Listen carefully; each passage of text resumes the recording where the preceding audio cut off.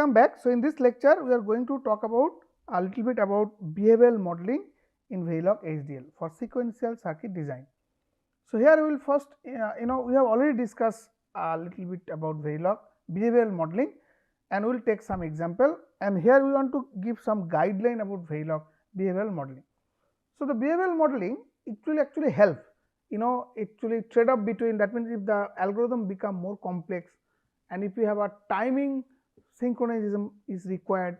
So, this circuit, suppose in the last example we talked about a D flip flop, and in order to implement D flip flop we have gone to the level of logic diagram, and those actually things are difficult to even sometime remember. Even one may not remember what is the internal circuit of a D flip flop, but D flip flop is a very common flip flop.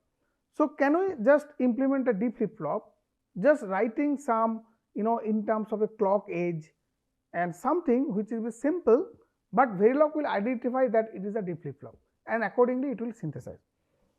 In this way the behavioral model help, and their architecture evaluation occur is like an algorithm level, and it will not go into more, we are not going to consider more data flow or gate level, it is more like a little bit like algorithm level.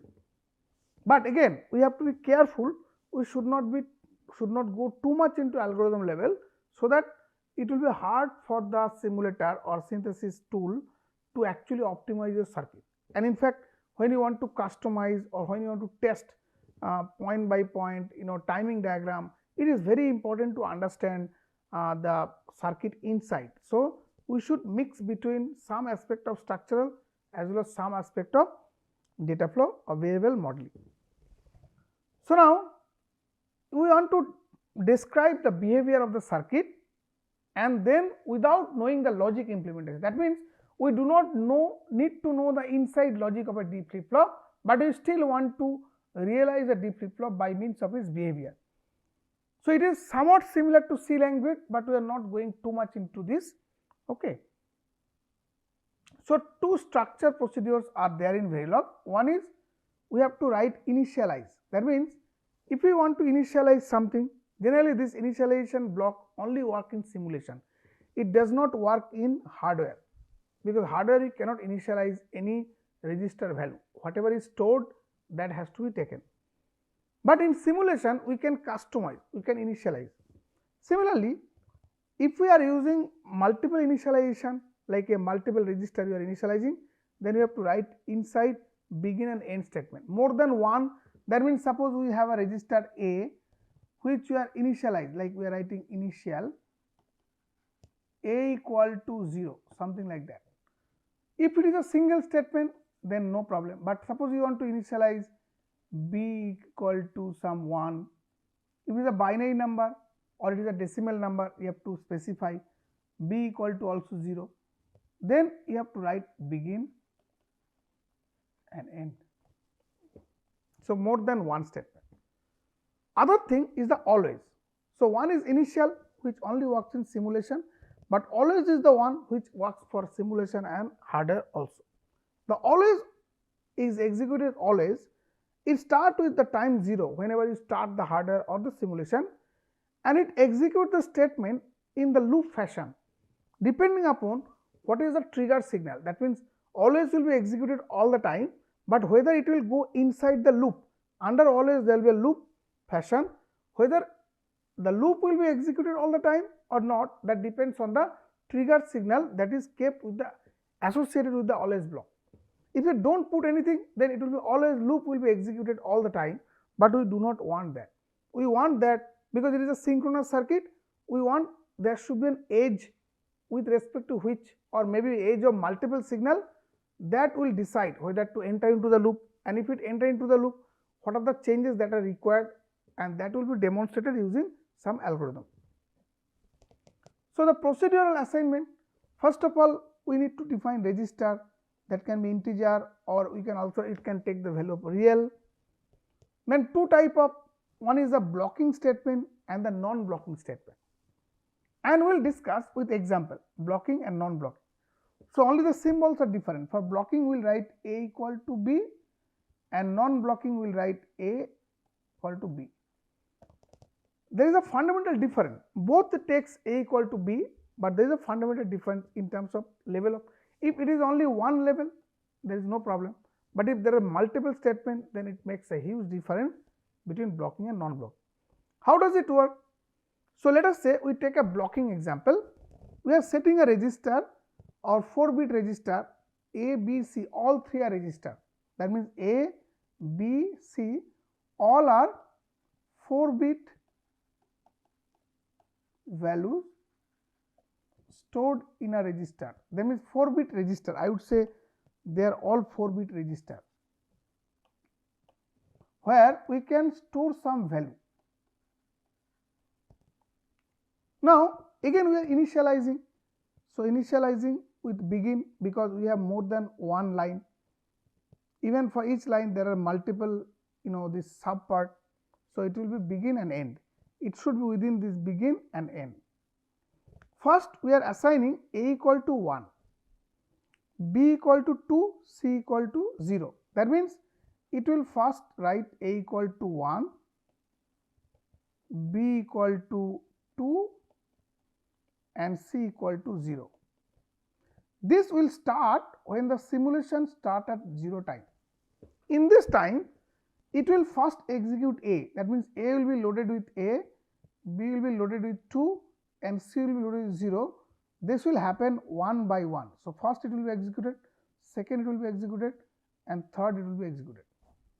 But if you do the same thing, if you write A equal to 1, B equal to 2 and C equal to 0, this will also take A equal to A will become 1, B will become 2, C will become 0, but this all value will actually take at the same instant, they will take instantaneously. So, it is a parallel operation or concurrent, but here it is a sequential one by one. Okay. So, now once this takes, then it goes, this is the first statement that we have described in two possible cases. So, we are talking about blocking statement, that means we are talking about this scenario.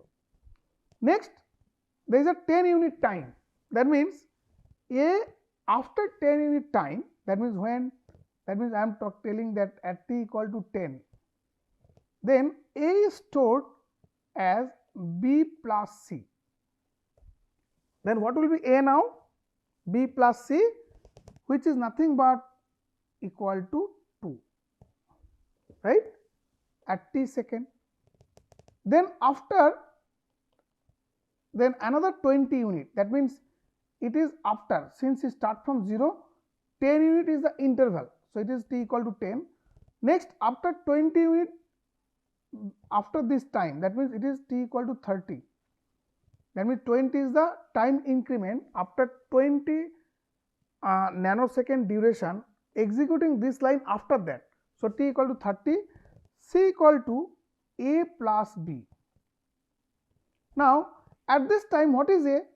A is 2. What is B? It is 2. So, it will be 4 because this is 2, this is 2, it will be 4. So, that means at the end of the cycle our C will be stored as 4, okay, and A will remain at 2. So, A will be also 2. This is execution after, this is after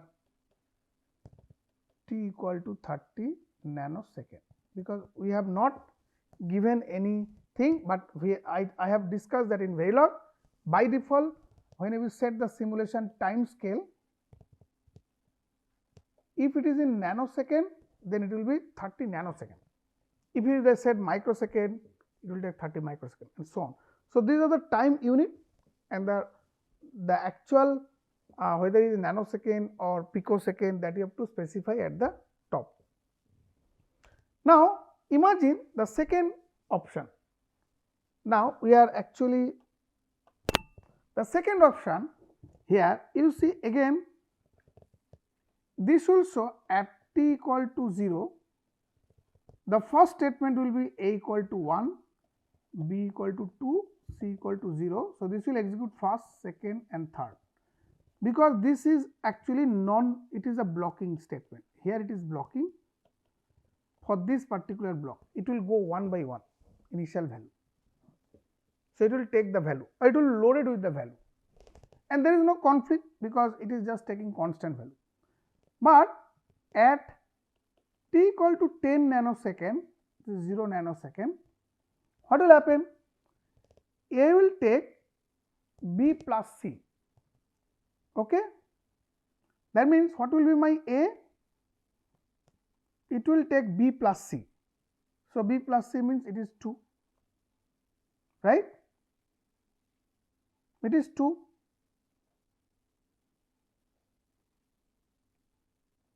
It is happening concurrently.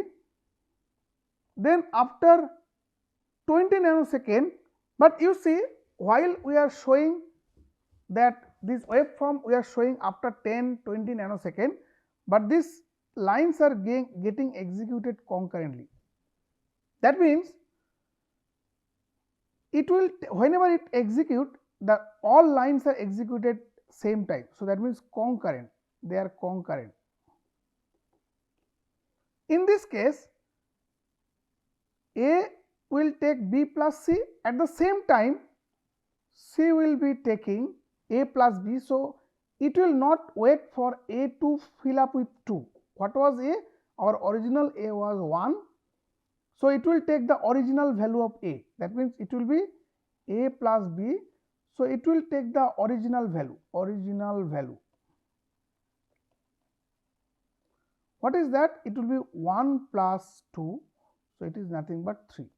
Even though we are showing after 20 nanosecond after this time, that means at t equal to 30 nanosecond, you will see C remain 3 and A will become 2. That means the difference will be C, because these lines are executed simultaneously, but these lines are executed one by one. As a result, these values of C will be different, though it will be shown at after 20 second of time, but we are not waiting 20 nanosecond more time to execute, because they are executing at the same time. This is a concurrent operation. Only the display will happen after another 20 nanosecond after this. So, that means effectively it will show at 30 nanosecond. So, that means application of non-blocking, if you want to swap, that means A and B always at the edge clock. That means suppose I have a clock which is coming like this. So, typically the clocks are taken with 50% duty ratio in general. So, I will take like this. So, as pauses, because we are talking the pauses. So, this is the positive edge, these are the edge. So, at this edge A equal to B and B equal to A. So, that means we are swapping, that means whatever content B has, it will get loaded into A, and whatever A had earlier, it will be loaded to B. So, that means if originally A was 10 and B was 20, after this executing this line, your A will become 20 and B will become 10, and this will happen. So, here that means same, since you are using always block, that is why they are happening. But suppose if we use under the same always at the rate pause edge clock, now we are writing A equal to B, B equal to A. In that case, first, that means first B will be loaded to A and then A will be loaded to B. That means whatever value B had earlier, it will remain same. That means in this case, if originally this was the case, what will happen after this executing these two lines? You will get A equal to B equal to 20. But suppose if we write always at the rate the pause edge clock, then if we write A less than equal to B and B equal to A, then after the execution you will get A equal to 20 and B equal to 10. So, they will simply interchange, swap. Okay. So, that means swapping to value, you can do concurrent. So, it has two concurrent block can be used.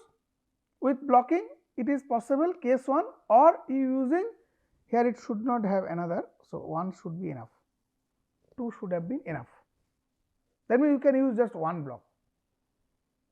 Now, event, there are 3 type of event: regular event control, that means what we are using always at the rate. So, this is a regular event, and if we want to implement a D flip flop, that means it is just a D flip flop. What we will do in the D flip flop, what we will have? We will have, if we consider a D flip flop, we will have a D block, we will have a clock.